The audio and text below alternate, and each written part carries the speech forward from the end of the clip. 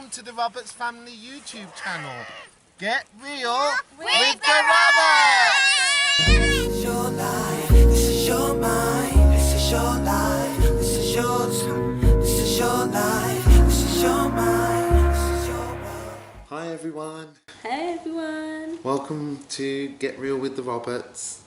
It's just myself and my beautiful wife, I'm Rachel. and I'm Abijah. And now that we've got the children to bed, we thought we'd, finally get down to making a video, introducing ourselves and telling you all a little bit about how we got to be where we are and why we're here. This is actually our second attempt. We're coming up to our 20th anniversary, 20 years together. And as a result, it actually took quite a bit of remembering all the different places we've lived, which unfortunately, like you've just said, were not glamorous places like Thailand or exotic places, but most of the down and out places back in our native UK in Birmingham. And so yeah, we made some notes and we'll just kind of go through a little bit. We've got it together. We can bring forth We'll bring forth. forth our history to YouTube. Yeah, so we met on just before New Year's in 2001. Yeah. After about a week, you came to a New Year's Eve party at my house, and the next day, that's like when we formalised things and said, we're going to be together Forever.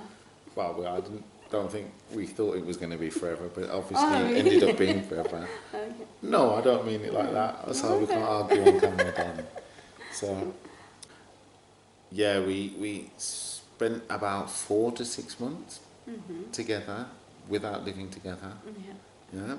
And then I moved into your parents' house. Yeah. And after a few months of that, which was a bit, unbearable really, because we shared a tiny little room with your brother. It was a small room originally, and then it was chopped in half. With a makeshift partition. And you had to walk through one person's bedroom to get your to brother the room. had to walk through our room. It was a shambles. Which was no good. So yeah, we looked for a flat, and we had our first flat in Moseley. Yeah. Which is a semi-posh area of Birmingham, but a lot of students live there now as well. So, and we stayed there for about a year, and then we moved back in with your mum and dad because your dad was the caretaker of the synagogue. Yeah, that's what it was. In Birmingham, Blucher Street, and we stayed with them alternately between that flat, because there were 2 flats there. And we stayed between that flat and your mum and dad's for again about a year, something like that. Before I fell pregnant with Alana. That's right. And then we needed the space for ourselves. Obviously. So we applied to the council and got temporary accommodation in Northfield, where we stayed for about 9 months, something like that. Something like that. Probably not that long, before we were fortunate enough to get the position of caretakers at the synagogue in Blucher Street, which was kind of a legacy passed on from your parents. Because your parents went to work at the other synagogue in Birmingham, which is, how it goes. And so we had Alana when we moved into that synagogue, and she was about 6 months old, or something like that. And we stayed there for, again, less than a year. It was just less than a year, because I had a big falling out with the management when they refused to do improvements on the 150-year-old flat that we were living in. They were being quite unfair. And so we had a bit of a fallout. Breached their contract. Actually, that's a whole different thing. I was a member of a union, and we took it to court, and we won the case and everything. They ruled in our favour, and yet they still kicked us out, basically. So it was ruled that I was right, but they still kicked us out. So they gave us like a month's notice to find somewhere, which we had to go into like emergency housing because we had a child at that time, so we were more of a priority. And we moved to Ward End in Birmingham for a couple of months. Rolling Stones we are. Yeah, true. And then we ended up with some permanent accommodation in Kings Norton, in Birmingham, which actually, the flat we moved into, there had been a guy who had died, the previous occupant had died, and had lain there for about 6 weeks without being found. Do you remember that? Yeah. And so it had a really funky smell when we moved in, and all of the horrid all the like council neighbours trash used to laugh neighbours at used to us. like come round and be like, remember Marco, the drug dealer, the druggie? On the first day we moved in, he'd come round and he was like, all right, mate, you know, like a guy died in your flat and he was there for 6 weeks just melting into the floor, and oh, it was disgusting. So they gave us the typical Brummie welcome. Yeah. And so we did the place up nice, and you know, we did what we could. exactly. I was just about to say we did what we could, and we stayed in Kings Norton until 2008, when we had come on holiday for Alana's 3rd birthday. Alana was 3. Yeah, We came on holiday to Spain, 2008. and we stayed for 2 weeks north of here, about 50 minutes an hour of And where we it was currently while live. we were on holiday, we went to look at some land, wasn't it? Yeah. Did we? Yeah. We were toying with the idea because we've always known that we didn't want to live in the city, which kind of brings us to the nature of our channel as well, that, you know, we kind of want to live a more natural lifestyle. We've been blessed outside to of have the city. Yeah, definitely. We've been blessed to have 5 children. This is the 5th one here, Amari. And we live in the countryside in Spain. And while we were on holiday, we came and saw a few plots, but nothing really, you know, marvellous. But we were kind of blown away. We'd always lived our whole lives in the city. And there would be a budget as well. So Definitely. But having always lived in the city, we came to Spain and we were like completely blown away. We were like, wow, countryside, trees, mountain. You know, we'd lived in the concrete jungle all our lives. And so just 2 weeks after we got back from our 2-week holiday, we had a bit of money at the time, and we basically just threw ourselves in the deep end and moved to Spain. We rented a house and we stayed in Alicante for a year. We had a year's contract, and right at the end of that contract, at the 11th month mark, we were like, oh, we need to start looking for somewhere to stay in Spain. Well, we wanted to. Yeah, we'd spent a year in Spain. We were pretty sure we wanted to stay. It was kind of like a battle that we wanted to win, I guess. I suppose so, yeah. It was tough, but like you say, we knew we wanted to stay in Spain rather than admit defeat and go back to the UK. So we came and looked at a few plots. Yeah. And we found this plot. Local estate agent. And there was nothing here. There was literally nothing here. We're on the side of a mountain, and we've got several acres, so it's a large plot. But there was nothing here whatsoever apart from the pine trees and the almond trees, because we were lucky to have almond trees. And we basically had a lot of financial help from Mum and Dad. They bought the plot, actually. We managed to get a static caravan, which we bought at a good price. At a good price. It was amazing, the deal it was, really. But living in a static caravan in Spain is really not fun in the summer. And in the winter it's cold as well. So we actually managed to battle out. I was just thinking about the epic journey to get it to the plot as well. I wish we would have filmed that.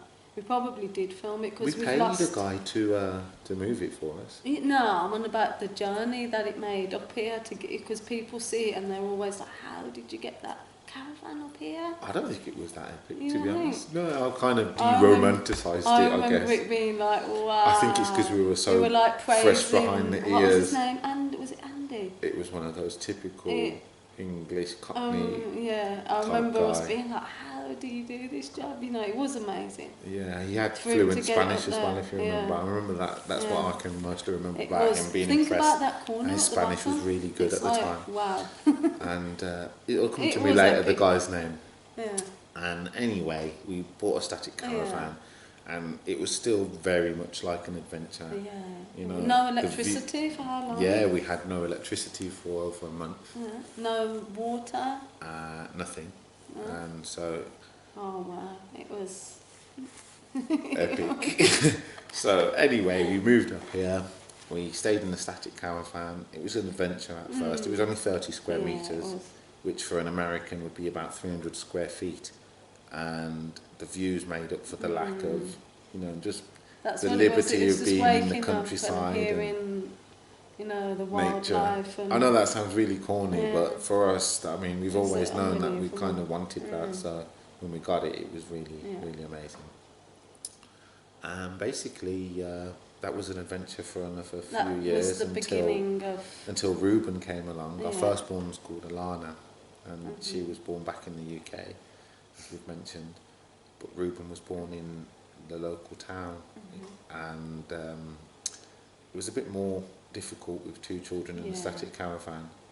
And we were I think like, we definitely had electricity. And oh stuff like yeah, that, yeah, weren't we had a solar power set up. Yeah, it was just a small setup though, wasn't it? Yeah, I'd built like Yeah. a shed, a little Yeah. kind of outhouse type of thing Yeah. for all of our storage and installations type needs. Yeah. And that's when Ruben came along. Yeah. And I think And that's when we went back highlighted to the the fact UK. that we needed more space, was it? Yeah. Yeah. I think after Ruben came back, that was the first time we went back to the UK actually to visit family and stuff. And One of but the it was only a short se- stay. It was probably a few 2 months. times that we've been, haven't we? Yeah, since? that's true. Yeah. And I think we came back and spent another year or two because it wasn't until 2014 that Rare was born, our third born, Yeah. and it was just before that that we had a bit of family luck and came into a little bit more money. Gave And, us the rocket boosters to get a bit further here on the mountain. definitely, well Yeah. said. And Because we were literally like, it's make or break kind of, wasn't it? absolutely, yeah, Yeah, we were just to literally. let everyone know that, yeah, you know, we were really struggling, we're really and struggling, yeah. it was at that point that basically, you know, we had some luck Yeah. and we got a bit of money and we were able to start construction on our proper house really after, you know, 5 years on and off, because in that time we'd spent probably just under a year back in the UK Yeah. out of those 5 years. Yeah. Yeah. But we managed to start construction on a dome house, which we'll show you in another video, obviously. Yeah. And our Which plot, we're obviously sitting you know, in right now. it's quite late at night right Yeah. now, and there's not much to see outside because we're on a solar setup. We haven't got like floodlighting outside and stuff. We'll wait till the original floodlight, the sun comes up. Yeah. But yeah, we just wanted to share, and I guess it was a few years after we managed to move into this place Yes. that we found out we were pregnant again with Asha, our 4th child. So by this time we've got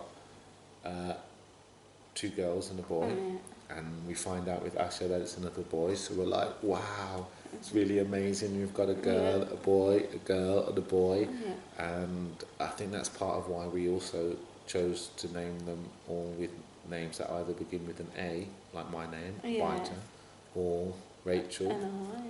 Yeah, so all the names either start with an A or an R. And it was just last year that we had our 5th, Amari, who was another boy, and we decided we'd try and call it quits at 5. or well, really, we said that with 3, but you know, stuff happens. Never say never. No comment. 20 years together, I've learnt the hard way. So, yeah, I think we'll pretty much call it a wrap there. We just, like I say, wanted to introduce ourselves and get over the hurdle of actually making our first video, because we've thought about it for a while. But whether it was insecurity or just the amount of sheer work that we have with 5 children that we try to homeschool, we eat a plant-based diet, so eating out here in Spain is non-existent for us. We're just quite fussy with stuff like that, and we wouldn't eat out, so we have to cook every meal that the children and ourselves eat. Yeah. So it's a lot of work, you know, and so through one excuse or another, we've never really gotten around to it. But now's the time. 2020. Now's the time, 2020. Yeah, things are getting quite crazy at the moment. There's a lot of people that want to make the same move as well. Yeah, and that's another thing. And it's like that little, like I say, the rocket booster for other people to see. Yeah, that exactly. You don't have to have loads of money to move out of the city. Sometimes you just need to willpower.